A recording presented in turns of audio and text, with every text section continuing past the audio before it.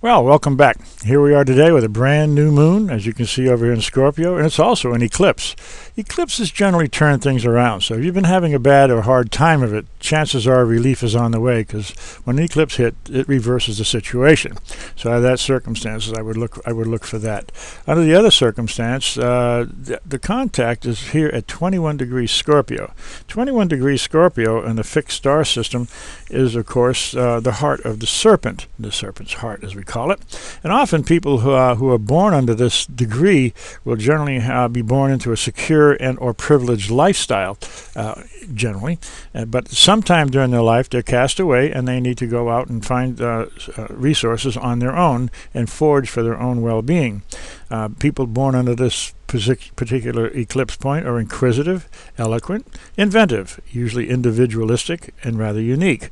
They stand out in a crowd for sure. They go their own way, they follow their own path, they're their own idea, and by gosh, they will lead the group because they have such a strong, firm, resolute situation as we see in the sign of Scorpio.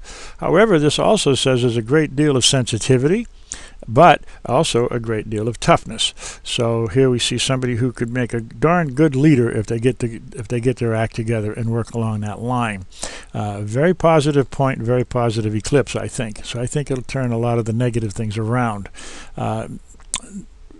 On the weather front, let's take a look here for a moment, and we can see that that eclipse moon is going to be traveling across the United States right here.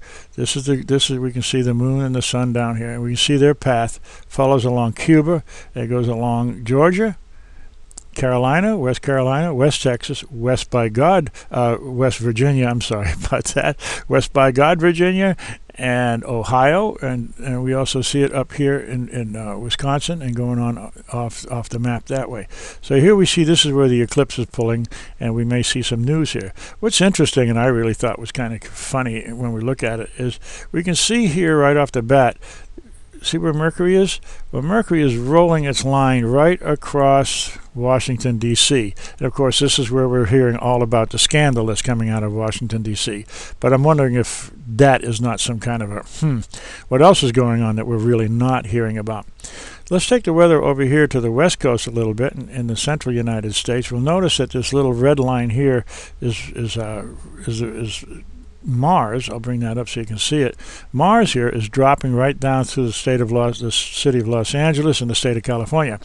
This generally indicates fires and problems with fires. And of course, right now we're in a very dry zone, and we're getting ready for our Santa Ana winds. So both of those things match that Mars lineup as we can see it going through Los Angeles. I wouldn't be surprised if a fire breaks out in the area, and we see that in the news not too long from now.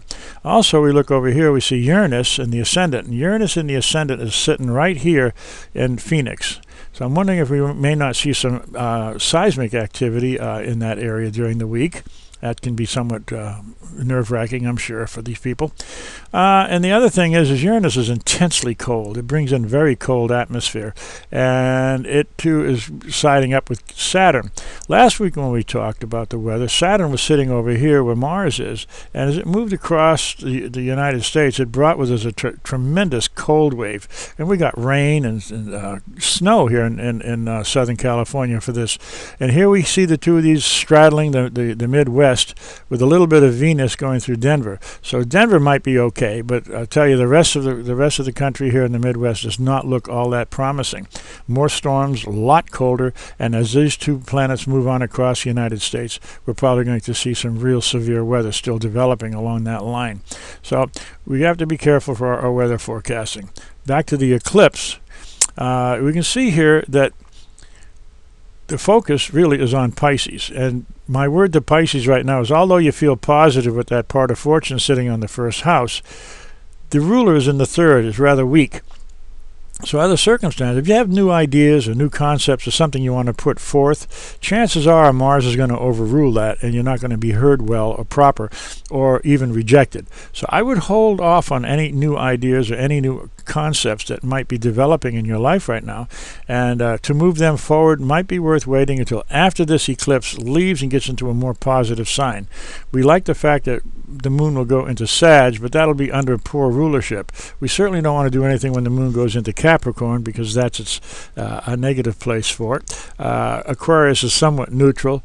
And we go into Pisces. Now here's a good artistic point, because we know that when the moon goes into Pisces, it really loves Libra and exalts the sign of Venus, who rules Libra, which brings us to the point that Venus right now is in the sign of Libra, and that bodes very well for Libras, and it also bodes very well for this time of year, being that we're in a social period. So this brings good for a good Thanksgiving period, a good just a good time in general for getting with people, meeting, parties, all this thing.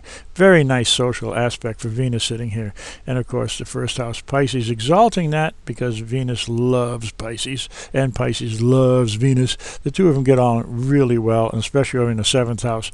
So there'd be an urge here to really do things for this Venusian Libran types.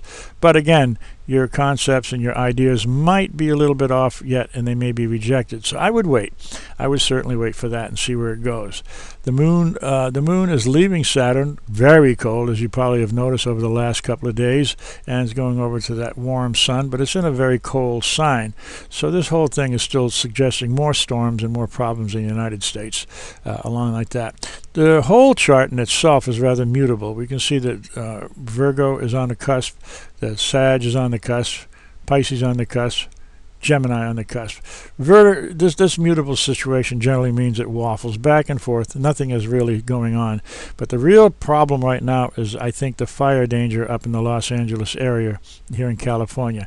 That's very prominent, and that's pointing down to an air sign, Gemini, which brings in the energy. We have been seeing some really windy times right now, and so that retrograde Mercury is really coming through that 4th house and extinguishing itself right here into this area.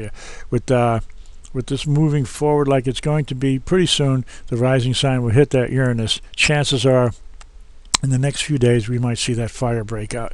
That Mars is just pointing right down to this with wind, so we might see a firestorm. And I hope those of you who live in Southern California looking at this really take heed. Be very careful with anything that might start a fire, cigarettes, matches, campfires, anything.